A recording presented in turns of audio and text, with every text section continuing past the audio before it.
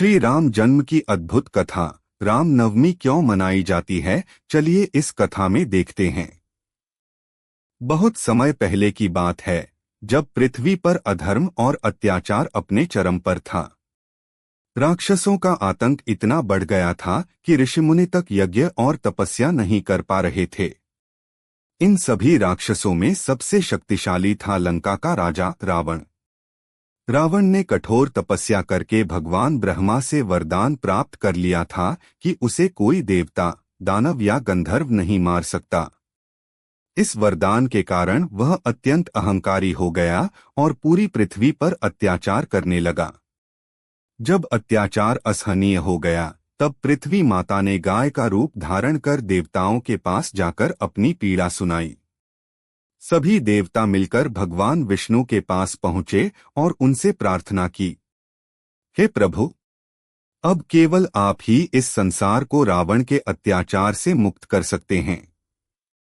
तब भगवान विष्णु ने कहा, मैं मानव रूप में जन्म लेकर रावण का वध करूंगा और धर्म की स्थापना करूंगा। उसी समय अयोध्या नगरी में राजा दशरथ राज्य करते थे। उनके पास सब कुछ था, धन, वैभव, सुख, पर एक चीज की कमी थी, संतान। राजा दशरथ इस बात से बहुत दुखी रहते थे। तब उन्होंने गुरु वशिष्ठ की सलाह पर पुत्रकामेष्टि यज्ञ करने का निर्णय लिया। यज्ञ के अंत में अग्निदेव प्रकट हुए और उन्होंने राजा दशरथ को एक दिव्य खीर दी। उन्होंने कहा, इस खीर को अपनी रानियों में बांट दें, इससे आपको दिव्य संतान प्राप्त होगी। राजा दशरथ ने वह खीर अपनी तीनों रानियों कौशल्या, कैकेयी और सुमित्रा में बांट दी। कुछ समय बाद चैत्र मास के शुक्ल पक्ष की नवमी तिथि को अयोध्या में एक दिव्य प्रकाश फैला। हर तरफ खुशियां छा गईं। रानी कौशल्या के गर्भ से स्वयं भगवान विष्णु ने श्री राम के रूप में जन्म लिया। उनके साथ ही कैकेयी से भरत का जन्म हुआ। सुमित्रा से लक्ष्मण और शत्रुघ्न का जन्म हुआ। अयोध्या नगरी में उत्सव का माहौल था। देवताओं ने पुष्प वर्षा की और पूरा नगर जय श्री राम के जयकारों से गूंज उठा। कुछ समय बाद चारों भाई बड़े हुए। चारों भाइयों राम, लक्ष्मण, भरत, शत्रुघ्न में आपस में बहुत प्रेम था। वे चारों भाई आपस में मिलजुल कर खेलते थे। भगवान राम के जन्म का मुख्य उद्देश्य था रावण का अंत करना, धर्म की स्थापना करना, मानवता को आदर्श जीवन जीने का मार्ग दिखाना। उन्होंने अपने जीवन में एक आदर्श पुत्र, आदर्श भाई, आदर्श पति और आदर्श राजा का उदाहरण प्रस्तुत किया। बड़े होकर भगवान राम ने वनवास स्वीकार किया, सीता माता का हरण हुआ और अंत में लंका जाकर रावण का वध किया।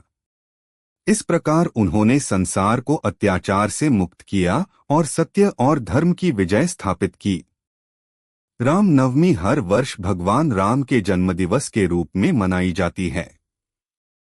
इस दिन मंदिरों में भजन कीर्तन होते हैं, रामायण का पाठ किया जाता है, लोग व्रत रखते हैं, भगवान राम की झांकी सजाई जाती है। यह पर्व हमें सिखाता है कि सत्य की हमेशा जीत होती है। धर्म के मार्ग पर चलना चाहिए। जीवन में मर्यादा और आदर्श बहुत महत्वपूर्ण हैं।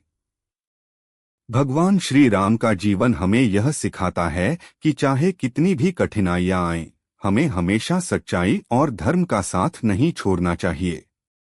उनका जन्म केवल रावण का अंत करने के लिए नहीं था, बल्कि पूरी मानवता को सही मार्ग दिखाने के लिए था। अगर आपको भगवान राम के जन्म की कथा अच्छी लगी हो तो वीडियो को लाइक करें और चैनल को सब्सक्राइब करें और कमेंट में जय श्री राम जरूर लिखें। आप सभी को श्री राम नवमी की हार्दिक शुभकामनाएं। धन्यवाद। जय श्री राम।